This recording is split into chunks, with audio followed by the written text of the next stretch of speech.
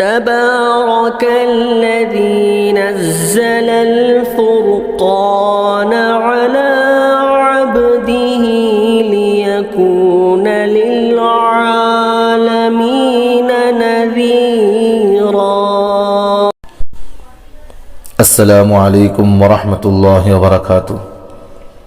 الحمد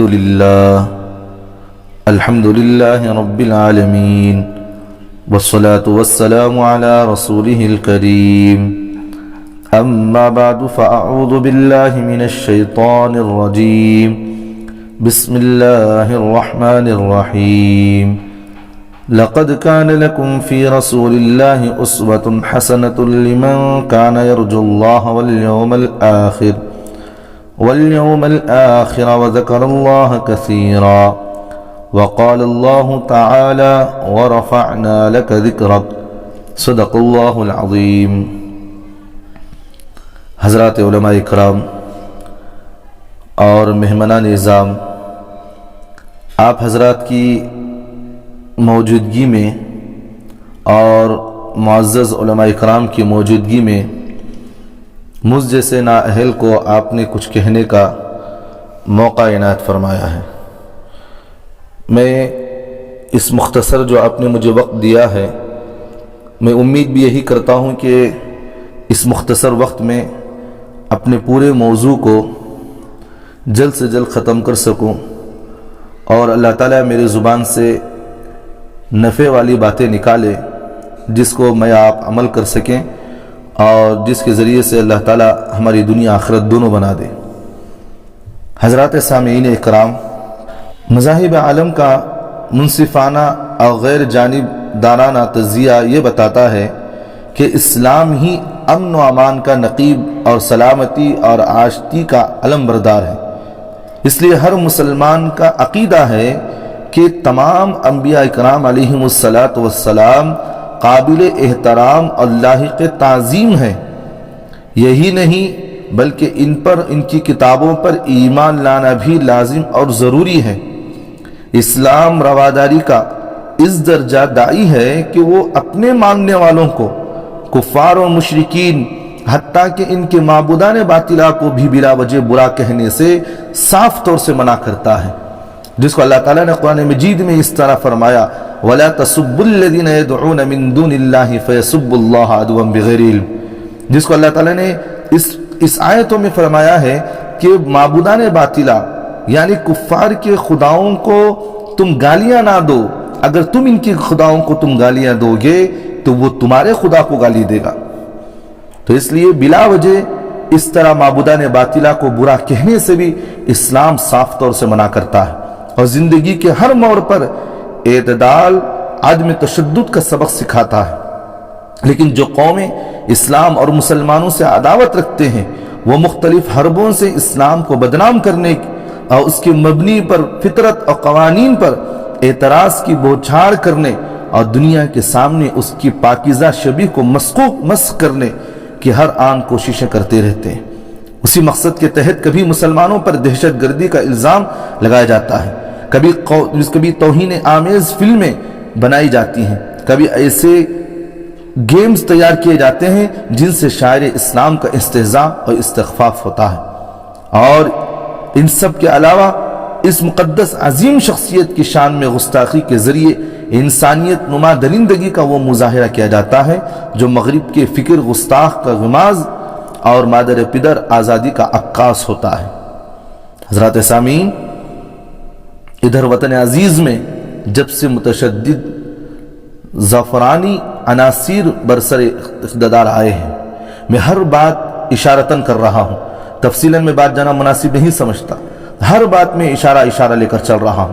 جب سے دیکھیے، بات غور سے سماعت فرمائیے گا، جب سے وطن عزیز میں تشدد زعفرانی عناصر برسر اقتدار آئے ہیں، زعفرانی عناصر میں آپ کو اشارہ کر دیا ہوں، وہ ان کے پرچم کی طرف، کہ جو یہ پرچم والے ہیں میں ان کی طرف اشارہ کر رہا ہوں.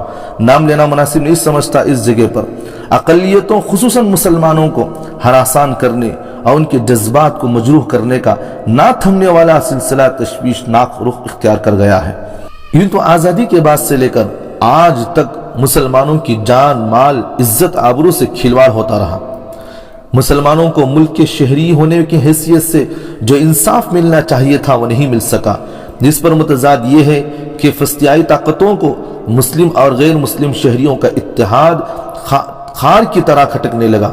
وہ ہمیشہ نفرت کا زہر گھولنے میں مصروف رہے، جس کے خوف نتائج بتدریج ہمارے سامنے ہیں۔ وہ ملک جو کبھی مسلم اور ہندو کا اتحاد تک گہوارہ مانا جاتا تھا، رفتہ رفتہ انتشار و افتراق کی راہ پر چل پڑا۔ فسطائی طاقتیں اقتدار پر قبضہ جمانا چاہتی تھی، اور ان کے اس ہدف کا پورا ہونا مسلم اور غیر مسلم اقوام کے درمیان نفرت کی دیوار کھڑا کیے بغیر ممکن نہیں تھا۔ اس لیے انہوں نے مذہب کی آڑ میں خوب سازش رچی ہے، جس کا ایک حصہ شان رسالت مآب میں گستاخی بھی ہے۔ دشمنان اسلام نے آپ صلی اللہ علیہ وسلم کی شان رسالت کو ہمیشہ اپنی کم ظرفی اور کمینگی کے اظہار کا نشانہ بنانے میں کوئی کسر نہیں چھوڑا۔ قرون وسطی میں جان آف دمشقی 700 سے لے کر 754 عیسوی تک وہ پہلا نامراد شخص ہے جس نے آپ صلی اللہ علیہ وسلم پر الزامات و تہمات کا توڑ باندھا، اور اس کے بعد اکثر و بیشتر متشرقین نے انہی الزامات کو دہرایا ہے۔ حضرات سامعین، اس حوالے سے اگر گزشتہ چند برسوں کی تاریخ کو پیش نظر رکھا جائے تو پتہ چلتا ہے کہ توہین رسالت بعض تشدد پسند غیر مسلموں کا ایک نفرت انگیز رویہ ہے، جس کا اظہار وقفے وقفے سے کیا جاتا ہے تاکہ اسلام کے پیروکار مشتعل ہو اور ان پر جوابی کارروائی کی جا سکتی ہے۔ جیسا کہ آپ دیکھ رہے ہیں، جتنے لوگوں نے بھی مسلمانوں نے اس کے خلاف آواز اٹھائی ہے، اور اللہ کے رسول صلی اللہ علیہ وسلم کے بارے میں جنہوں نے بھی کوئی آواز اٹھائی، تو ان کے خلاف مسلمانوں نے جتنے بھی ان کے منہ کو بند کرنے کے لیے اپنے ہاتھ اور پیر سے جتنے بھی ہو سکے جو بھی کوششیں کی ہیں، ان مسلمانوں کو جیلوں کے سلاخوں میں آج کھپایا جا رہا ہے۔ یہی تو ہو رہا ہے آج، کیونکہ توہین رسالت ایک مسلسل جرم ہے۔ یاد رکھنا، یہ توہین رسالت ایک مسلسل جرم ہے۔ اللہ اس کے رسول سے محبت، عقیدت اسلام کا جز ہے۔ اس کی فرما برداری و اطاعت تکمیل ایمان کا سبب ہے، اور ان کی وفاداری اور شگفتگی اسلام کی اساس اہل ایمان کی شناخت ہے۔ ناموس رسالت کا تحفظ، عظمت رسول کا تصور اربوں مسلمانوں کی رگوں میں خون بن کر دوڑنے والا وہ ناقابل تسخیر جوہر ہے، جو فدائیان نبوت اور شہدان رسالت کے نزدیک ایمان کامل کی بنیادی علامت سمجھا جاتا ہے، جبکہ یہی دولت گراں مایا اور سب سے بڑھ کر قیمتی سرمایہ فریب خوردگان مغرب کے یہاں محض مریضانہ جذباتیت ہے۔ وجہ یہ ہے کہ آج اسلام سے عناد، تعلیمات اسلام سے نفرت، مسلم ثقافت کا تمسخر، مسلمانوں کو محکوم رکھنے اور ان پر ہر طرح کی بالادستی قائم کرنے کا جنون، مسلم ممالک کی مادی وسائل کا استحصال، مسلم نوجوانوں کو اسلام سے برگشتہ کرنے، ان کو عملی ارتداد کی راہ پر ڈالنے کی ہر صبح روز کوششیں ہو رہی ہیں۔ مسلم ممالک کے سیاسی استحکام کے خلاف مکر و سازشیں اور ان جیسے بے شمار ہتھ کنڈوں کا استعمال کر کے دشمنان اسلام نہ صرف مسلمانوں کا جانی و مالی اعتراف کر رہے ہیں، بلکہ زبردست پیمانے پر ان کے دینی اعمال، تہذیب اقتدار اور مذہبی کردار کو بھی ملیامیٹ کر رہے ہیں۔ حضرت سامعین، حالیہ کچھ عرصے سے اعداء اسلام نے اپنی یہ پالیسی بنا رکھی ہے کہ آزادی، اظہار اور حریت رائے کے آڑ میں نبی اکرم صلی اللہ علیہ وسلم کی ذات و صفات کو نشانہ بنایا جائے۔ آپ کی بلند پائے شخصیت کو مجروح کرنے کے لیے نت نئے سازشوں کا جال بنا جائے، توہین آمیز کارٹونوں، فلموں، تصویروں، کتابوں اور اشتہاروں کی ایک باڑ لگائی جائے، اور پورے امت مسلمہ کے خلاف زبردست قسم کی جارحانہ مہم چھیڑ کر انہیں اشتعال انگیزی، قانون شکنی اور آزادانہ احتجاج پر مجبور کیا جائے، اور نتیجہ بقائے امن، تحفظ قانون اور ان جیسے دل فریب اصطلاحات کی بنیاد بنا کر خانہ جنگی، قتل و غارت گیری اور قید و اسیر کا ایک لامتناہی سلسلہ شروع کر دیا جائے، تاکہ مسلمان چکی کے دو پارٹوں کے درمیان پس کر رہ جائے، نہ جائے مانند نہ پائے رفتن۔ حضرات سامعین کرام، یوں تو محسن کشی کی بدترین مجرمانہ حرکتوں اور غستاخانہ کارروائیوں سے انسان کا دامن ہمیشہ داغدار رہا ہے، بدنसीब लोगों ने तो अपने वालिदैन तक पर सितम ढाए हैं, अपने हमदर्दों, खैर ख्वाहों, असातिज़ाओं और रहनुमाओं के साथ भी दुश्मनों जैसा सलूक किया। तलाश और जुस्तजू से ऐसे बेशुमार मिसालें हर कौम व मजहब में मिल जाएंगी। इस लिहाज से पैगंबर सल्लल्लाहु अलैहि वसल्लम की शख्सियत इन खुदा बेजारों का पहला निशाना, अव्वलीन हदफ नहीं है ये। चुनांचे 1980 का पहला मुकाला निगार ये बात लिखता है, बहुत कम लोग इतने बदनाम किए गए जितना मोहम्मद सल्लल्लाहु अलैहि वसल्लम को बदनाम किया गया। कुरून वस्ती के ईसाइयों ने इसके साथ हर इल्जाम को रवा रखा है। और इसी तरह एक ईसाई अपनी किताब में लिखता है कि इस हकीकत से इनकार मुमकिन नहीं कि पैगंबर अरबी को ईसाइयों ने कभी हमदर्दी और तवज्जो की नज़र से नहीं देखा। जिनके हजरत ईसा अलैहिस्सलाम की हस्ती ही शफीक आडियल हैं, सलेबी जंगों से आज तक मुसलमानों को मुतनाज़ा हैसियत से ही पेश किया जाता रहा और उनके मुताल्लिक बेसरोपा हिकायतें और बेहुदा कहानियां फैलाई जाती हैं। इसलिए अब मैं आप हजरात के सामने एक बात कहता हूं, अब इन हालात में हमारे लिए करना क्या है। यहां तो हर तरफ से मुसलमानों की तरफ दुश्मनी चल रही है, हर तरफ मुसलमानों पर निशाना बनाया जा रहा है। जहां कहीं उलमा के बारे में कुछ मिल जाए तो उलमा को जेलों के सराखों में फेंका जा रहा है। कभी चंद दिन कबल जो कलीम सिद्दीकी साहब को पकड़ा गया, क्या उनके ऊपर सजाएं नहीं दी जा रही? क्या अंदरूनी तशद्दुद नहीं हो रही है? सारी बातें हो रही हैं। इसलिए अब मुसलमान होश ना गवाए, मुसलमान हमेशा चौकन्ना रहे, मुसलमान हमेशा होश के साथ जिंदगी गुजारे। अब इन हालात में जहां मुसलमानों को, जैसा कि हमारे एक जुबान पर एक मक़ौला है कि पानी गर्म ठंडा पानी भी फूंक कर पियो, क्योंकि हालात इस तरह चल रहे हैं। तो इसलिए अब सवाल ये पैदा होता है कि हमें इन मौके पर क्या करना चाहिए ताकि सही माने में हम शरीयत के अहकाम के मुताबिक नामूस रिसालत को दफा कर सके। अगर हम वाक़ईतन मुसलमान हैं और हुदूद शरीयत में रहकर ताजदार नबूवत और रिसालत का तहफ़्फ़ुज़ करना चाहते हैं तो हमें कानूनी चाराजोई के साथ कुछ बातों पर ख़ास तौर पर तवज्जो देनी चाहिए, जिनको मौलाना अब्दुल रहीम साहब फल्लाही ने बहुत तफसील के साथ जिक्र किया। तो उसमें मुख्तसर अंदाज में कुछ बातों पर हमें नोट करना चाहिए और कुछ बातों पर अगर हमें अमल पैरा हो जाए तो हमारे हालात खुद ब खुद दुरुस्त हो जाएंगे और जो हम परेशान हाल हैं ये परेशानियां हमारी दूर हो जाएगी। इसके जरिए से हम दुनिया आखिरत में कामयाब हो सकते हैं, तो कामयाब होंगे जरूर बजरूर। तो इसलिए चंद बातों पर खासकर मुसलमान जब तक अमल पैरा ना हो तो हम दुनिया के अंदर इसी तरह ज़लील व ख़ार होते रहेंगे। आज अल्लाह के रसूल सल्लल्लाहु अलैहि वसल्लम पर उंगलियां उठाई जा रही हैं, कल अल्लाह ना करे खुदा के मुजस्समे बनाकर दुनिया के अंदर पेश किए जाएंगे। जिस तरह आज इनके असलहा, आज इनके जो मसनूई खुदाएं बनाकर जो इनकी पूजा की जा रही है, अल्लाह ना करे इसी तरह का दौर आ गया तो अब क्या कर सकते हैं बताइए। तो इसलिए मुसलमानों के लिए एक बात ज़रूरी है कि पहले वो इस्लामी तालीमात की मुकम्मल पैरवी करे और गैर इस्लामी नज़रियात, अफकार, ख्यालात, आदात, अतवार, तहजीब व तमद्दुन, माशरत, सियासत वगैरह से कुल्ली इज्तनाब करना होगा। ख़ास तौर पर फैशन परस्ती, मादी अफकार को पूरी हिम्मत और इस्तक़लाल के साथ छोड़ना होगा, सादगी के साथ ज़िंदगी गुजारनी होगी। यही सबसे पहले करने का काम है। अगर इसे छोड़कर उम्मत दीगर गैर शरई तरीक़ों को इख्तियार कर रही है वो हमेशा इसी तरह जलील होगी।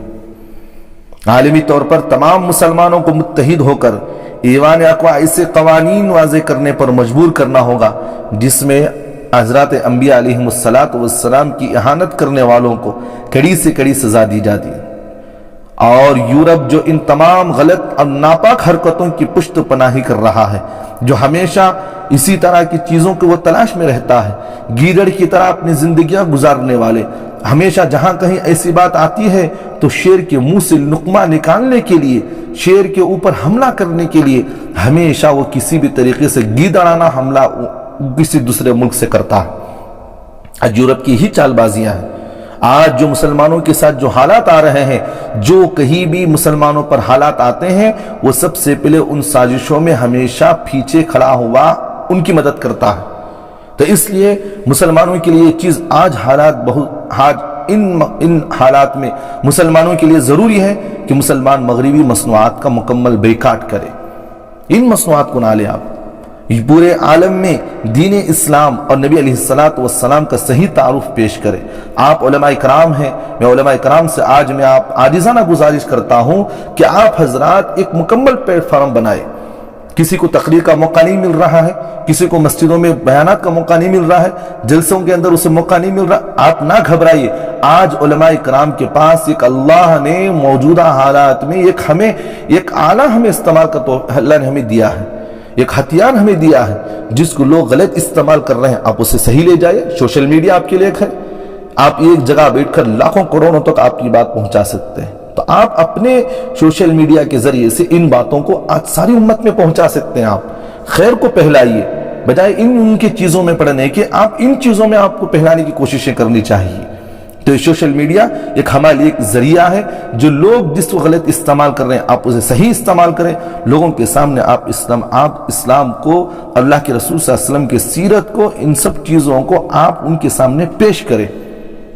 یہ دیکھیں اسلام کے اندر دیکھیں جو موجودہ حالات میں ہمارے لیے آلے ہیں اور جن سے ہم اسلام آسانی سے پہنچا سکتے ہیں, آپ اسے استعمال کیوں کرنے سے گھبراتے ہیں؟ استعمال کریں آپ اس کو, کوئی گناہ نہیں ہے آپ کے لیے. آپ پورے علماء سے یہ بات درخواست ہے کہ آپ اس کو استعمال کریں. آپ اپنی بات کو, اپنے معافی ضمیر کو آپ لوگوں کے سامنے رکھ سکتے ہیں. آپ اپنی باتوں کو ان کے سامنے, اپنے رائے کو ان کے سامنے رکھ سکتے ہیں. لوگوں کو آپ سمجھا سکتے ہیں. کئی علماء ایسے شکایتوں کہ اللہ نے آپ کو تقریری صلاحیت دی ہے, لیکن اس کے بعد آپ تقریری صلاحیت پر آپ جو ہے اس پر مواظبت نہ ہو تو وہ چیز انسان سے زندگی سے نکل جائے گی. تو اس لیے آپ سوشل میڈیا پر اپنے تقریروں کو اپلوڈ کریں, آپ اپنے جو ہے بیانات کو اس کے ذریعے سے اپلوڈ کریں تاکہ آپ کے ذریعے سے لاکھوں کروڑوں لوگوں کو جو ہے اس سے فائدہ ہو. اور اسی طرح ہر گھر میں اسلام اور نبی علیہ الصلوۃ والسلام کی تعلیمات اور سیرت کے مطالعے کو عام کریں. نمازوں کا مکمل اہتمام ہمیں کرنا چاہیے. زندگی کے ہر موڑ پر رسول اکرم صلی اللہ علیہ وسلم کی سنتوں کو معلوم کر کے اس پر عمل کرنا ہمیں چاہیے. بدعات و خرافات سے بھرپور اجتناب کرنا چاہیے. صحابہ سے محبت اور ان کی زندگیوں کا مطالعہ ہمیں کرنا چاہیے. علماء سے محبت اور دنیاوی اور دینی معاملات میں ان سے رہنمائی حاصل کرنا چاہیے. آج میں عوام سے اسی بات پر میں گلہ کرتا ہوں, وہ علماء سے رابطہ کیوں نہیں رکھتے؟ دنیاوی معاملات میں علماء سے مشورہ نہیں کرتے, دینی معاملات میں علماء سے مشورہ نہیں کرتے. آپ چاہے تبلیغ میں زندگی پوری لگا دیں, آپ تصوف میں پوری زندگی لگا دیں, آپ جب تک کسی عالم دین کو اپنا رہبر نہیں مانیں گے تو آپ گمراہی ہوں گے. موجودہ حالات میں اسی حالات ہیں, گمراہ ہوں گے ضرور. آپ دیکھیں, میں اشارہ صرف یہی کر رہا ہوں کہ تبلیغ کے جو 2 پارٹ ہوئے ہیں, آج جو تبلیغ کے 2 حصے ہوئے ہیں, جو آپ اس سے جو پہلا حصہ ہے آپ ان لوگوں کے حالات دیکھ لیں. آج میں اشارہ بھی زبان سے میں کہہ دیتا ہوں کہ نظام الدین کے حالات آپ دیکھیں. وہاں پر بے انسان کبھی بھی اپنے آپ کو مکلف نہ سمجھے, یہ نہ سمجھے کہ میں بڑا ہو گیا ہوں. جو آدمی اپنے آپ کو بڑا بنائے گا وہ آدمی ضرور بضرور دین کے معاملات سے دور ہو جائے گا. ہمیشہ تواضع کے ساتھ علماء سے رابطہ رکھے, مشورے سے کام کرے, علماء سے دین اور دنیا کے ہر معاملے میں مشورہ لے. اپنے آپ کو بڑاپن ظاہر کرنا, اپنے آپ کو میں پناہ ظاہر کرنا یہ آدمی کو کام نہیں دیتا. یہ دین کا اتنا بڑا کام دین کا آج لوگوں سے ضائع ہو رہا ہے. تو مسلمانوں کے لیے ضرور, علماء اور عوام کے لیے ضروری ہے کہ علماء سے ہمیشہ رابطہ رکھے. مسجدوں کی کمیٹیوں میں علماء کو جمائے. دینی درسگاہوں کے جس طرح آپ مدرسے کے ایک ذمہ دار ہیں تو علماء کو اس میں رکھے. جب تک آپ علماء کو مسجد کی کمیٹیوں میں اور مدرسے کی کمیٹیوں میں نہیں جوڑیں گے, تم فاسق ہو, تم گنہگار ہو. کیوں تم علماء کو نہیں جوڑنا چاہتے؟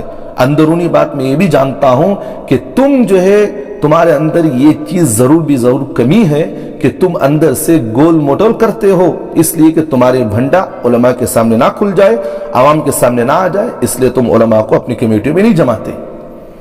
میں بہت زور سے یہ بات کہتا ہوں کیونکہ میں آج کل یہ باتیں بہت چل رہی ہیں. کیوں علماء کو تم نہیں جوڑتے اس میں؟ تو دین اور دنیا کے ہر معاملے میں علماء سے مشورہ کرو اور ہر چیز میں ان سے ہمیشہ اپنے آپ کو جو ہے محتاج بنا کر ان کے سامنے بیٹھو. کیونکہ جب تک علماء کے سامنے ہم عاجزی اور ظاہری نہ کریں تو آدمی اس وقت تک اپنے جو ہے دین کے معاملے میں یا دنیا کے معاملے میں صحیح طریقے سے نہیں چل سکتا. رسول اکرم صلی اللہ علیہ وسلم کے اخلاق کو پڑھ کر ان کو اپنی زندگی میں نافذ کرنا چاہیے. لوگوں کو سیرت سے وابستہ کرنے کے لیے سیرت کے عنوان پر مسابقے رکھیں آپ. کئی لوگوں اس سے ہدایت یافتہ ہو گئے ہیں، کئی لوگوں کو اس سے فائدہ ہوا ہے۔ آج سے کچھ دن پہلے جو بھٹکل کے مولانا الیاس صاحب ہیں جو ندوی، انہوں نے خود مجھے ایک اس میں بیان میں بتایا کہ ہم نے سیرت کا مقابلہ رکھا اور کئی غیر مسلم جو مسلمان ہو گئے، کیونکہ اللہ کے رسول صلی اللہ علیہ وسلم کی زندگی کے حالات کے اندر اللہ نے ایسی چاشنی رکھا ہے، ایسی نورانیت رکھا ہے جس سے غیر تو اپنے تو کیا غیر سے بھی اس سے فائدہ اٹھاتے ہیں۔ اور لوگوں کو سیرت سے وابستہ کرنے کے لیے آپ سیرت کے عنوان پر مسابقے رکھیں، اسلام کی دعوت کو اس کی اصل شکل میں پیش کرنے کا بھرپور اہتمام کیا جائے، جس کے لیے خود مسلمان آگے آئے اور عملی طور پر مکمل پختگی کے ساتھ دین اسلام سے اپنی وابستگی کو یقینی بنائے، جس کے لیے غیر اسلامی افکار و نظریات، خیالات، عادات، تہذیب و تمدن، معاشرت و معاشیت سے کلی اجتناب کرے، عشق نبی کے نام نہاد دعووں اور بے بنیاد رسوم و بدعات کو چھوڑ کر خالص صحابہ اور سلف صالحین کو جائے مستقیم سے جا لگائے۔ بالخصوص مغرب زیادہ مادی افکار کو پوری جرت و ہمت کے ساتھ خیر آباد کہہ کر نبوت والی سادہ زندگی کو اپنا اسوہ نمونہ بنا لے۔ اسلام کی پوری عمارت ہی انسانیت نوازی، پرامن بقائی، باہمی اخوت و محبت و ہمدردی، رواداری پر کھڑی ہے۔ اس لیے مخالف حالات میں بھی صبر و ضبط، حکمت و استقامت اور دور اندیشی، عاقبت بینی کا دامن ہاتھ سے جانے نہ دے۔ بالکل اس شدید جذباتی اذیت کے باوجود اسلام کے بتلائے ہوئے روشن خطوط پر گامزن رہ کر جائز حدود میں اپنے حقوق کا پرزور مطالبہ کر سکتے ہیں، آپ کریے، تب کہیں جا کر کسی حد تک ان اندوناک واقعات کا خاتمہ ہو سکتا ہے اور احانت رسول کا یہ طوفان بلاخیز تھم سکتا ہے۔